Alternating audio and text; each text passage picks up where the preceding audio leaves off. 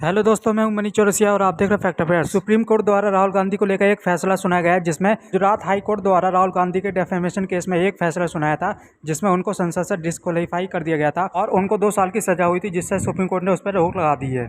इस वीडियो में हम जानेंगे कि जो राहुल गांधी है उनको सजा क्यों मिली थी और डेफेमेशन केस क्या था और उनको कितने रुपए इसके लिए फाइन भरने पड़े थे कोर्ट में। वीडियो में आगे बढ़ने से पहले आप लोगों से अनुरोध है कि चैनल को सब्सक्राइब कीजिए, ताकि आपको इस प्रकार की जो वीडियो फैक्ट अफेयर चैनल पे रेगुलर मिलती रहे। So please do subscribe channel. Supreme court के 3 जज की बेंच द्वारा, जिसमें जो 3 जज थे BR गवई, PS नरसिम्हा और संजय कुमार, ये 3 जजों द्वारा ये फैसला सुनाया गया और उन्होंने कहा कि जो गुजरात का हाई कोर्ट द्वारा जो फैसला सुनाया गया है उसमें उन्होंने ये पर्टिकुलर रीज़न नहीं बताया कि ये जो सज़ा दी गई है इतनी लंबी क्यों दी गई है।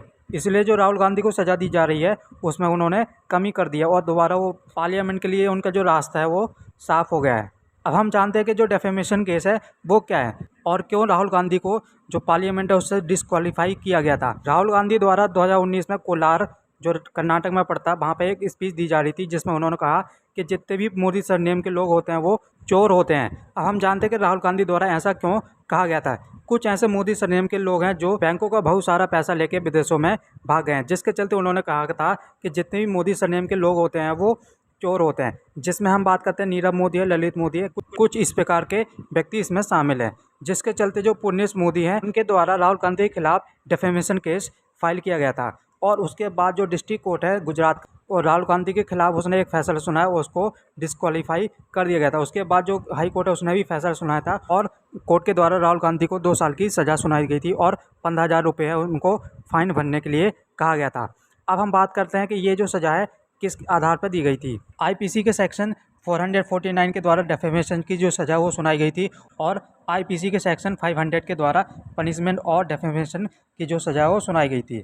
वहीं हम बात करते हैं कि इनको जो डिस्क्वालीफाई किया गया था वो कॉन्स्टिट्यूशन के जो आर्टिकल है 102 और 1 पार्ट E के द्वारा, जो कि सेक्शन है रिप्रेजेंटेशन ऑफ पीपल एक्ट के द्वारा उनको डिस्क्वालीफाई कर दिया गया था संसद से। इसके बाद जो ये फैसला है सुप्रीम कोर्ट में इसको चुनौती दी गई थी और उसके बाद जो सुप्रीम कोर्ट है उसने फैसला सुनाया और कहा कि जो गुजरात का हाई कोर्ट है उसने कोई वैलिड रीज़न नहीं दिया, जिसके कारण जो ये सज़ा है उसको कम किया जाता है और जो राहुल गांधी दोबारा पार्लियामेंट में जा सकते हैं और 2024 में जो इलेक्शन होंगे इंडिया में उसमें भी पार्टिसिपेट कर सकते हैं as a candidate. Supreme court के इस फैसले को लेकर जो नेता हैं उनके क्या विचार हम जानते हैं।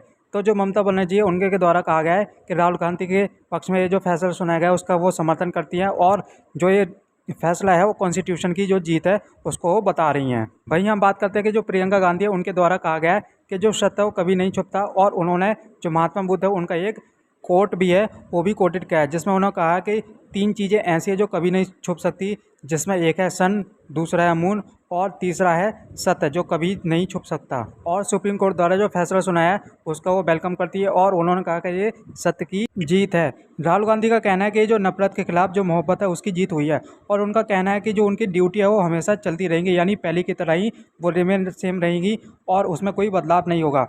और उनके द्वारा कहा गया है कि सत्य की हमेशा जीत होती है और सत्य को कभी भी नहीं छुपाया जा सकता है और सत्यमेव कहा। भारत एक लोकतांत्रिक देश है और लोकतांत्रिक देश में जो सभी व्यक्ति हैं उनको अपने विचार रखने का अधिकार होता है, लेकिन जब हम अपने विचार रखते हैं तो इस प्रकार रखने चाहिए ताकि जो दूसरे लोग हैं या दूसरे कम्युनिटी के लोग हैं उनके जो हित होते हैं उसको नुकसान ना हो।